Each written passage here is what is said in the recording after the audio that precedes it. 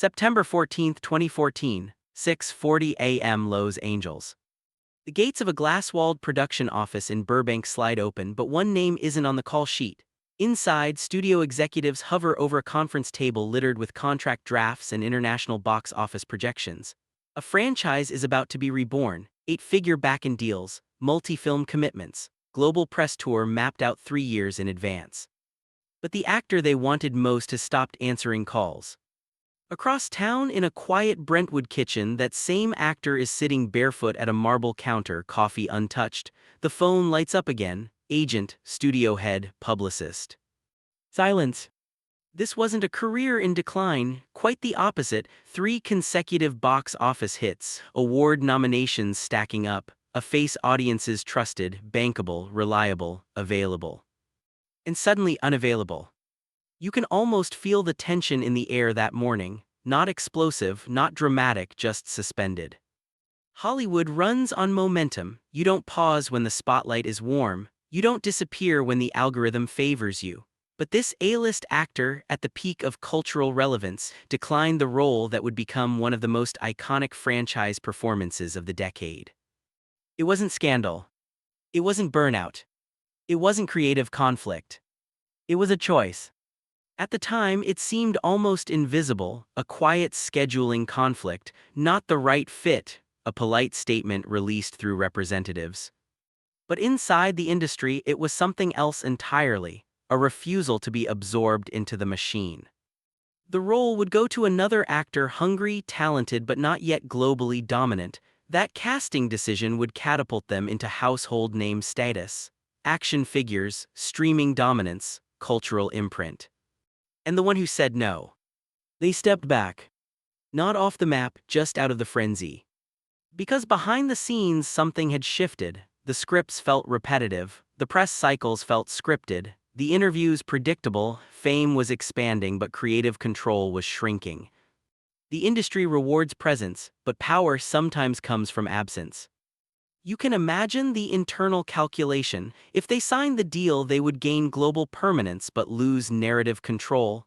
Years locked into character, brand tethered to a franchise identity, risk of typecasting, risk of saturation. If they walked away, uncertainty, speculation, silence. Most actors fear that silence. This one chose it. And in that pause, something rare began to happen. The studio didn't collapse, the franchise moved forward, the machine kept spinning. But Hollywood noticed. Because when someone at the top chooses restraint over expansion, it unsettles the ecosystem. Why would a star at maximum heat step into the shadows voluntarily? That question lingered. And over the next few years, the answer would quietly redefine how power operates in Hollywood. The press cycle never really ends in Hollywood. Even when the cameras stop rolling, the exposure continues. Morning shows, magazine covers, global premieres, brand partnerships, social media speculation dissected in real time. The actor had been living inside that loop for nearly 6 straight years. Airports blurred together, hotel suites identical, applause mechanical. At first, the momentum felt intoxicating. Every opening weekend bigger than the last, scripts arriving faster than they could be read, directors adjusting schedules just to secure availability. But momentum has a hidden cost: expectation. When audiences see you everywhere, they begin to expect you everywhere. Studios build release calendars around you, investors build forecasts around you, entire marketing strategies hinge on your face carrying international territories. And the more visible you become, the less room you have to recalibrate. Behind closed doors, the actor began noticing something subtle but unsettling. The offers weren't evolving, they were scaling. Bigger explosions, bigger budgets, bigger guarantees. But emotionally, the roles were narrowing. The franchise offer that landed on that Burbank conference table was the culmination of that pattern: multi-film commitment, performance bonuses tied to global box office thresholds, merchandising participation, a decade-long arc. On paper, it was security, prestige, immortality. Psychologically, it felt like confinement. You can almost hear the quiet internal dialogue: if I accept this, who do I become? Not in interviews, not on posters, but internally. Franchises reshape identity. They don't just define careers, they define perception. Audiences begin to conflate actor and character. Every future performance is measured against the silhouette of that role. And once you're embedded in that machine, stepping out becomes exponentially harder. Executives didn't see risk, they saw guaranteed return. But artists experience risk differently. For a studio, a franchise stabilizes revenue. For an actor, it can stabilize relevance at the cost of evolution. So the actor chose restraint. Instead of jumping into the biggest contract of their career, they allowed their calendar to clear. No tentpole release that summer. No Comic-Con panel appearances. No teaser trailers breaking view records. Industry analysts quietly wondered if the actor had miscalculated. Momentum, once lost, is rarely regained at the same velocity. Public discourse shifted subtly. Where have they been? Are they taking a break? Is this strategic? But inside Hollywood, a different conversation was happening. Scarcity was building. Directors who previously assumed automatic access now had to pitch harder. Studios that expected loyalty now had to negotiate creatively. Streaming platforms began circling with prestige offers rather than blockbuster commitments. The absence wasn't erasing them. It was recalibrating their value. And then something unexpected happened. The actor who accepted the franchise role exploded into superstardom. Awards buzz, cultural dominance, global recognition at a scale that eclipsed even optimistic projections. The contrast was stark. One stepped into omnipresence. The other stepped into silence. For a moment, it appeared the silence had cost them. But power in Hollywood isn't always visible in opening weekend numbers. Sometimes it accumulates quietly, behind negotiation tables, in private meetings, in the recalibration of leverage. The question wasn't whether the franchise actor would succeed. The question was whether stepping away had actually strengthened the one who refused. And that answer wouldn't reveal itself immediately. It would take patience, years of it. 2 years later, the industry felt different. Streaming platforms were no longer experimental side ventures, they were dominant buyers. Theatrical windows were shrinking. Prestige television had become as culturally potent as film, and audiences, oversaturated with spectacle, were craving something more intimate. The actor who had stepped away was watching all of this unfold quietly. No red carpets, no franchise panels, no billion-dollar opening weekends. Instead, development meetings. Private dinners with auteurs, long-form script discussions, conversations not about scale but about control. You can almost picture the shift. Instead of arriving on set as the face of a studio's investment, the actor began arriving as a partner. Executive producer credits started appearing beside their name. Smaller projects but creatively sharper, riskier material, character studies instead of hero arcs.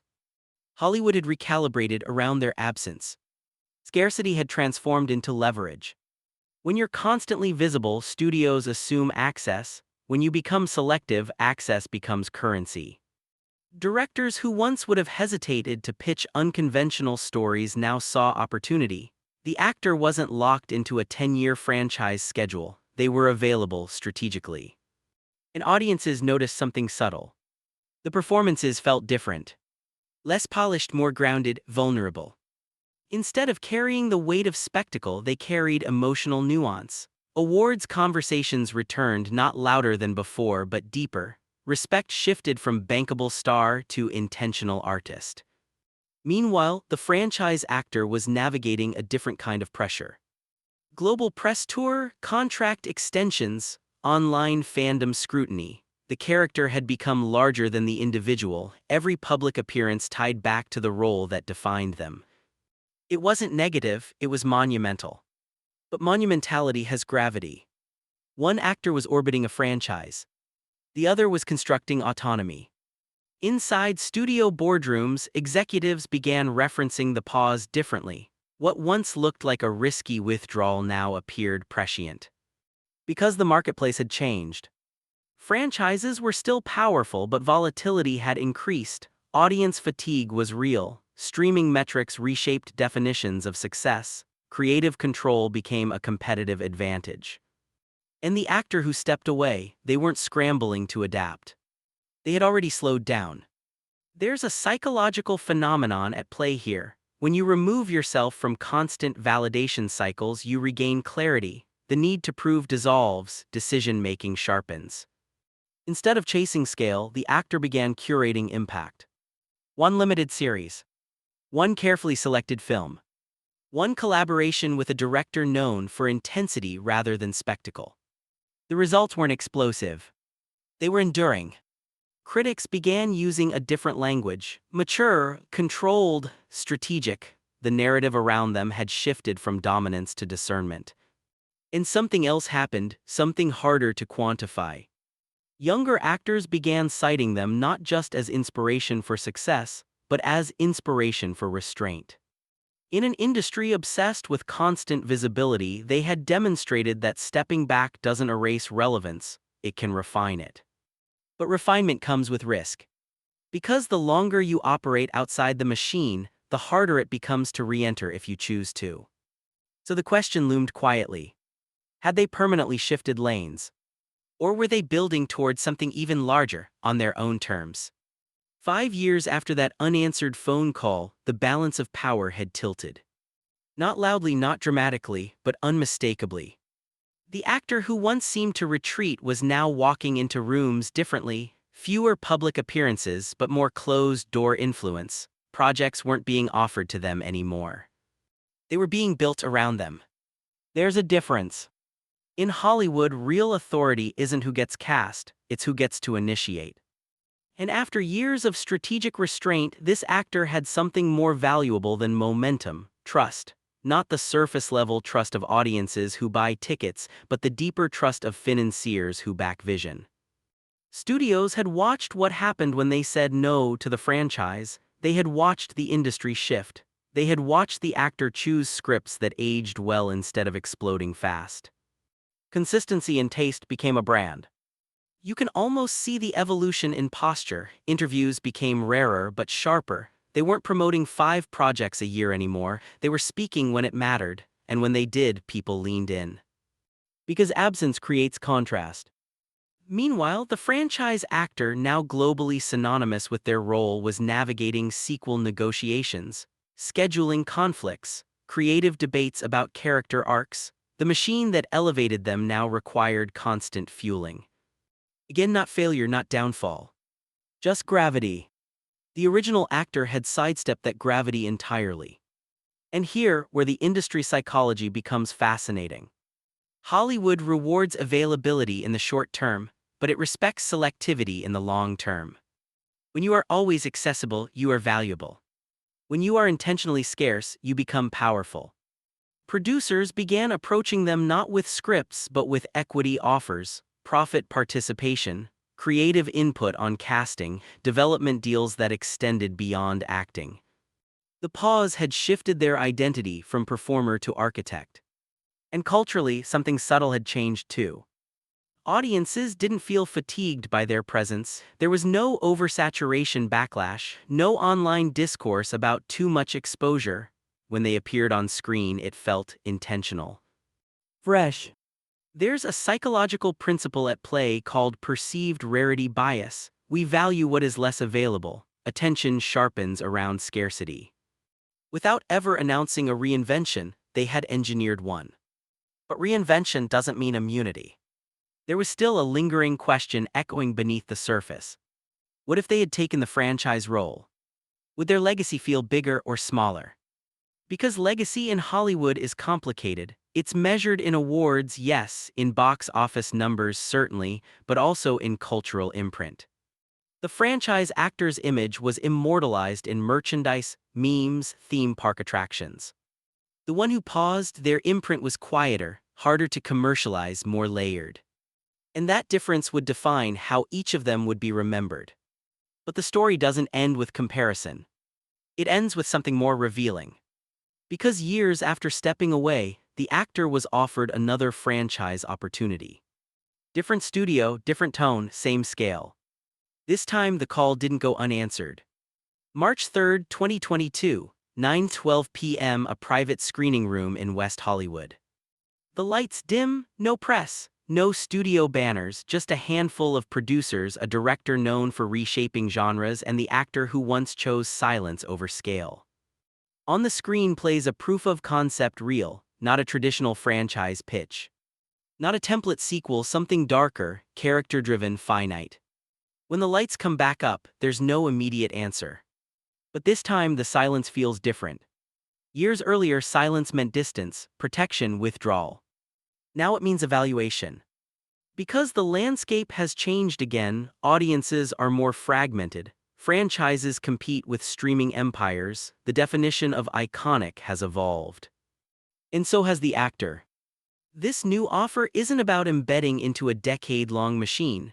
It's structured as a limited arc, creative approval written into the contract, profit participation tied not just to box office but to long-term intellectual property development. In other words, partnership, not absorption. You can almost feel the subtle reversal. The industry that once expected availability now negotiates around boundaries. That's what the pause accomplished. Not a retreat. A repositioning. When news eventually breaks that the actor has signed on, the reaction isn't shock, it's intrigue, because audiences haven't been saturated, they haven't been conditioned to constant visibility. The return feels earned. And here's the deeper shift. This time the actor isn't chasing cultural dominance, they're shaping it. Their production company is attached. Emerging writers are being platformed, directors with unconventional visions are being backed. The scale is large, but the control is balanced. It's no longer about saying yes or no to the machine. It's about influencing how the machine runs. Meanwhile, the actor who built their legacy inside the original franchise faces a different crossroads: reboots, spin-offs, the challenge of evolving beyond the role that defined them. Again, no downfall, no tragedy. Just two different architectures of legacy. One built through immersion. One built through interruption. And interruption, when intentional, can be transformative. Hollywood doesn't often celebrate restraint. The headlines favor expansion, dominance, record-breaking weekends. But history tends to remember those who controlled their trajectory, not just accelerated it. The career pause that once looked like hesitation now reads as strategy. Because power in Hollywood isn't simply about being seen. It's about deciding when you will be seen, and why.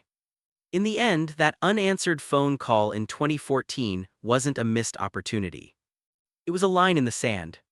A quiet declaration that longevity matters more than momentum. And perhaps that's the real legacy shift. Not the role they rejected, but the timing they controlled.